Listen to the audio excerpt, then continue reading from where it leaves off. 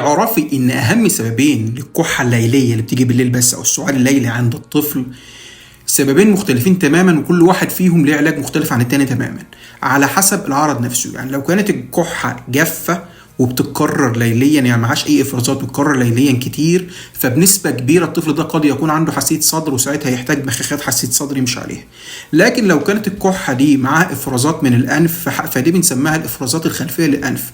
وقتها الموضوع بسيط جدا وعلاج مختلف تماما، ان احنا بننظف انف الطفل قبل ما ينام، يشرب سوائل دافيه كتير، ونديله النقط الحساسيه في انفه او نقط شراب قبل ما ينام، وهيتحسن جدا.